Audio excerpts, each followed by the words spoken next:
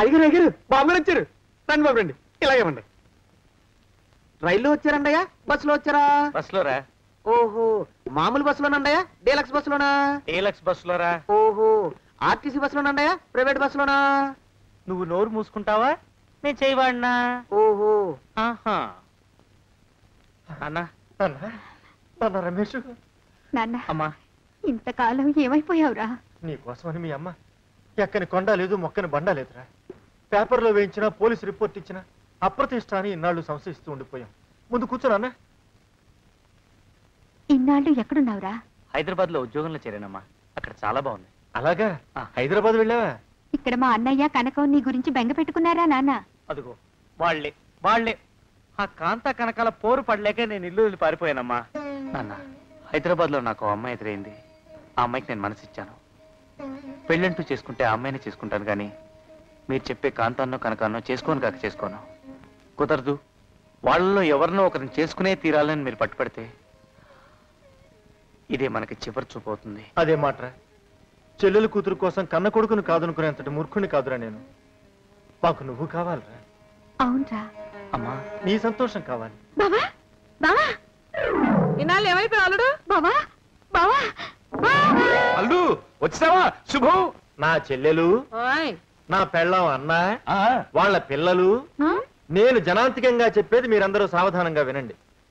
మా అబ్బాయి రమేష్ హైదరాబాద్ లో ఒక పిల్లకు మనసిచ్చిన కారణంగా వీడి పెళ్లి ఆ పిల్లతోనే జరిపించడానికి నిర్ణయం తీసుకున్నాం కనుక మీరందరూ పెట్టేబేడా సర్దుకుని మా ఇంటిని ఖాళీ చేసి పావనం చేయవలసిందిగా ప్రార్థిస్తున్నాను. అదేవిడు బావగారు మా అమ్మాయి మీ కోడలనుకున్నాం.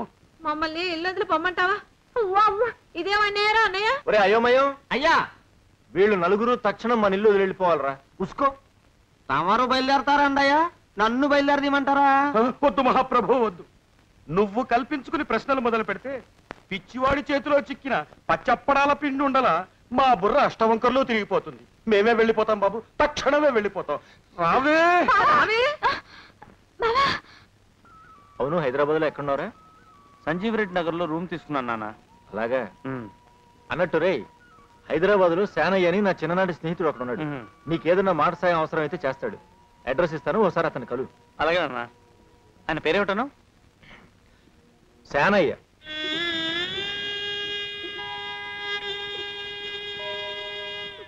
ఊరుకోయమ్మా, నా అమ్మ కాదు.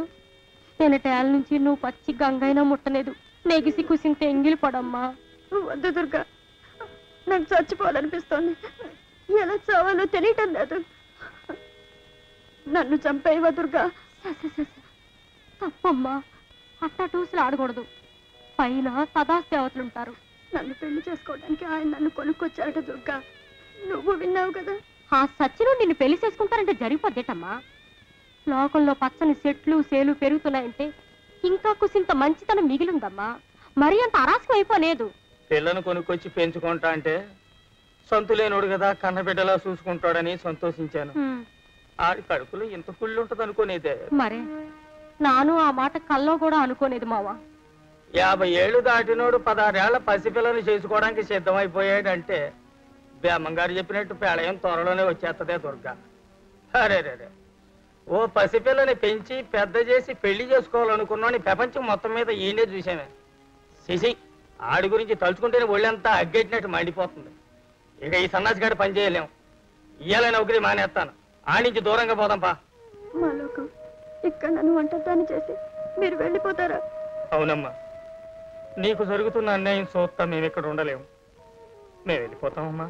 మాలోకం, వద్దు మావా, వెళ్ళొద్దు. మనం కూడా దూరం అయిపోతే అమ్మాయి గారు మరిన్ని బాధల్లో పడిపోతారు. మనం ఏడుంటేనే అమ్మాయి గారిని ఆడి బాధ నుంచి కాపాడుకోవచ్చు. నువ్వు ఆడికాడే ఉండి ఆడు చేసి ఆలోచనలన్నీ నాకు చెప్తా ఉండు. ఆడి ఎత్తులకు పై ఎత్తులు నాను ఆలోచిస్తాను.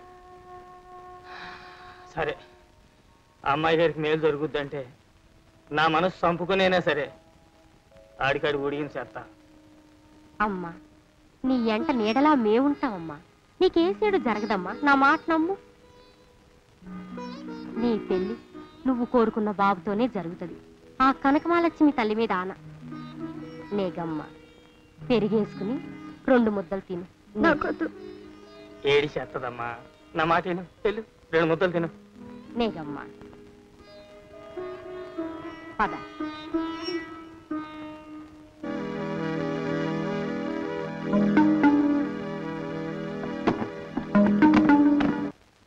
కోకిల కోకిల వచ్చేసా, నీ భావన వచ్చేసా. చిచి కోకిల కుకు అనాల గాని చిచి అనకూడదు. నువ్వంటేనే నాకు అసహ్యం. నీ మొహం నాకు చూపించుకో. గ్రుడ్డిన గుట చేత కొంతకాలం వేలెపుడమి పాండురాజు ఇప్పుడు కొడుకులేనుగోదొటంగిరి. మామయ్య కోకిల నన్ను చీకొట్టింది. ఆ కారణమున గ్రుడ్డిదయ్యను మాట కూడా నాకు. మామయ్య పద్యమాపి గజ్జ మొగలు పెట్టు మామయ్య. అల్లుడా భీమసేన ఏల ఈ తొందర సర్వమెరింగియూ నన్ను నెపపెట్టుట న్యాయమా? గత 6 ఏండ్లుగా అమ్మాయి నీవు తనకు నచ్చలేదనియే వాక్రుచ్చుచున్నది. నిన్ను గనినప్పుడెల్లా శాగునింతమును వల్లించుతూనే ఉన్నది. వాస్తు మారిన దాని మనస్సు మారునేమో అని ఇప్పటికి 6 గృహములను మార్చి తిని ఇది 7వ గృహము. ఇంకనూ దాని మనస్సు మారలేదనినా అది నీ కర్మయ్యే తప్ప వేరొండు కాదు. పొమ్మావలకు ఇంకా గృహములను మార్చు శక్తి నాకు లేదు. పొమ్ము. ఇప్పుడు నన్ను ఏం చేయమంటావు? నా కుమార్తెను నేను దండించియో దూషించియో శాసించియో నీతో పరిణయమను గొప్పింపజాల. నీవే ఎటులైన దాని మనస్సును నీ వైపు మరల్చుకున్న పక్షమున మీ కళ్యాణమును జరిపించగలవాడను. మరి 2 దినముల్లో దుగ్గిరాలలో నాటక ప్రదర్శన కలదు. నీవు నా సాధన కట్టుపడక పొమ్మావలకు. ఒరే కురుకుల కాంతార దవానలాభిధేయ రాధేయ. డజన్ ఎంతయ్యా? 6 రూపాయలండి అయ్యా. 3 రూపాయలకి ఇస్తావా? ఎక్కదు బాబు, 5 రూపాయలు ఇప్పించండి. సరే, ఇది తీసుకుని.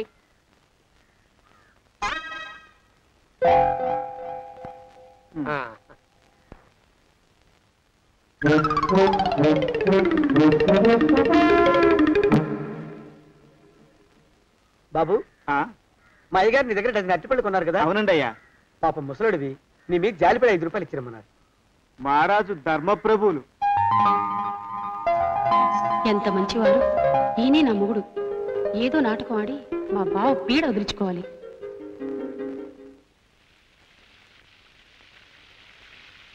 ఆగు ఆగలగా. నమస్కారం అండి. ఏటి సింహాచలం కొండమేనా చందనం వలుపునాడు తిరిగే పోకిరి కుర్రోన్నాగా ఓ అటు ఇటు అటు ఇటు తెగ తిరిగేస్తున్నావు. ఏటి కథ? నేను పోకిరి కుర్రాను కానండి. ఓ ఆఫీసులో చాకరీ చేసుకుని బతుకుతున్న బుద్ధిమంతుని. ఏటి నాగొచ్చినావేటి? ఒకసారి చూసి పెడదామని. ఎవరిని? అయ్యో అపార్థం చేసుకోకండి, మిమ్మల్ని కాదు, ప్రభని, చంద్రప్రభని. మా అమ్మాయి గారిని కలాలని ఎందుకు అనుకుంటున్నావేటి? అంటే అంత డైరెక్ట్ గా కళ్ళల్లో కళ్ళు పెట్టి మొహంలో మొహం పెట్టి ఫెడేలు అని అడిగేస్తే చేతకాని వాడు ఫెడేలు వాయించినట్టు అపశబ్దాలు వస్తాయండి. అయినా సరిగా చెప్పడానికి ప్రయత్నిస్తాను. నేను నేను ప్రభ గారిని ప్రేమిస్తున్నానండి. చూడు బాబు, ఈ హైదరాబాద్ లో దోమ పుట్టడం ఎంత తేలికో కుర్రకారులో ప్రేమ పుట్టడం కూడా అంతే తేలిక. పేమిత్తన్నాను అని సొంగ కారుచుకుంటా యాదవ కబుర్లు చెప్పి అన్నం పుణ్యం ఎరుగుని ఆడపిల్లల బతుకుల్ని బుగ్గి చేసేసిన నీలాంటి మగ పురుషుల్ని లక్షల మందిని చూసినాను. ఇలాగ నంగిరి కబుర్లు చెప్పి మా అమ్మాయి గోరికి దగ్గరైపోయి ఆ వెనక ఆ అమ్మని మోసం చేసినావో పనసకాయ చెక్కినట్టు నీ బుర్ర చెక్కేయగలను. జాగ్రత్త. అవసరం రాదండి. ప్రభ గారు అమాయకమైన మొహం చూశాక ఆవిడకి అపకారం చేయాలని ఎవరికి బుద్ధి పుడుతుంది? ఆ పని చేస్తే వాడు మనిషి కాదు, రాక్షసుడు. నేను రాక్షసుని కానండి, ప్రేమికుణ్ణి. మీ అమ్మాయి గారికి నా కనురెప్పల గొడుగు పెడతాను, నా గుండెల్లో పదిలంగా దాచుకుంటాను. నాకు తెలుసు బాబు, మా పెబమ్మ గారు చాలా అదృష్టవంతురాలు.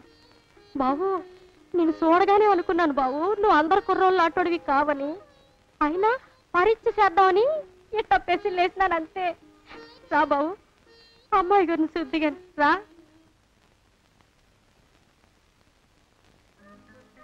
హలో.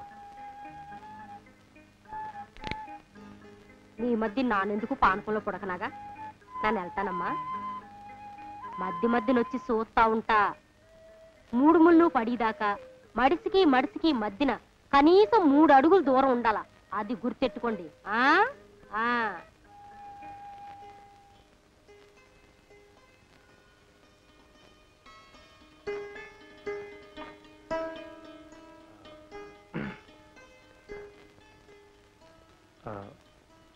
నాకు రోజు మీరు కల్లోకి వస్తున్నారు. ఓ ఆడపిల్లలా చెప్పుకోకూడదేమో నాకు తెలీదు, అయినా చెప్పేస్తున్నాను. నాకు రోజు బోల్డ్ కళ్ళు వస్తున్నాయి. అన్నిట్లోనూ మీరే బాబు. Thank you.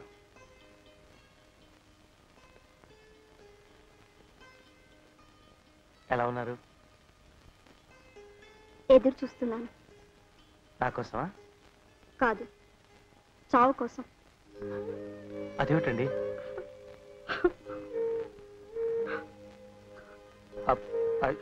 ఏమండి ప్రభగారు? ఏమండి ఏమండి ప్రభగారు?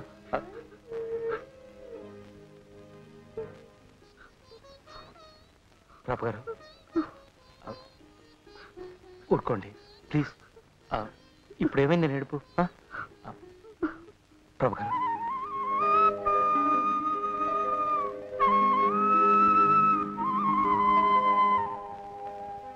ఏమండి, ఎవరైనా పెంచుకునే రామచిలుకని పీక పిసికి చంపేస్తారా అండి?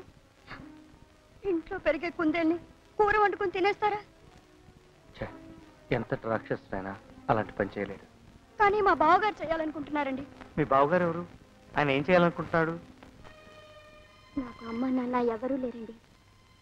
పెళ్ళిళ్ళప్పుడు తినేసిన విస్తరాకులు పారేస్తారు చూసారా, ఆ విస్తల కుప్ప మీద దొరికానట. ఎవరో ఒక ఆయన తీసుకెళ్ళి నన్ను అనాథ శరణాలయంలో అప్పచెప్పారు. అక్కడే పెరిగానండి. నాకు అమ్మ నాన్న దేవుడు ముగ్గురు ఒకటే, ఎవరూ కనిపించరు. అలాగే పెరిగానండి. 5 ఏళ్ల క్రితం ఒక ఆయన వచ్చి నన్ను పెంచుకుంటా అని చెప్పి తీసుకొచ్చి ఈ ఇంట్లో ఉంచారండి. దేవుడంటే ఆయనే కావచ్చు అనుకున్నాను. ఆయన నేను బాబాయ్ గారు అని పిలిచేదాన్ని. వద్దు, బావా అని పిలవమనేవారు. ఆయన పెద్ద ఆయన కదా అని ఆయన చెప్పినట్లే ఆయన ముందు బావగారు అని పిలిచేదాన్ని. మొన్న చెప్పారండి, ఆయన నన్ను పెళ్లి చేసుకోవడానికే పెంచుకున్నారట. ఆ మాట వినగానే నాకు భయం వేసేసిందండి. అమ్మ ఉంటే చెప్పుకుని ఏడ్చేదాన్ని. నా తరఫున అమ్మ ఆయనతో పోట్లాడేది. ఇప్పుడు నేను ఎవరితో చెప్పుకోనండి. అందుకే చచ్చిపోతే మంచిది అనిపిస్తోందండి. ఊరుకోండి, ఇంకోసారి మాట అనకండి. 5 ఏళ్లు పెంచి ఇప్పుడు పెళ్లి చేసుకోవాలనుకుంటున్నాడు ఆ దౌర్భాగ్యుడు. వాడికే లేడేనా? ఎక్కడ ఉంటాడా మన్మధరావు? తెలీదండి, కనుక్కోలేదు. వాడెవడైనా ఎక్కడున్నా పట్టుకుని వాడికి సరైన గుణపాఠం చెప్పి నేను మిమ్మల్ని పెళ్లి చేసుకుంటాను ప్రభు గారు.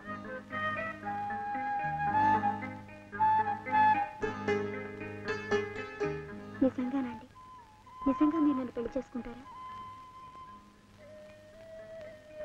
ప్రమాణపూర్తి.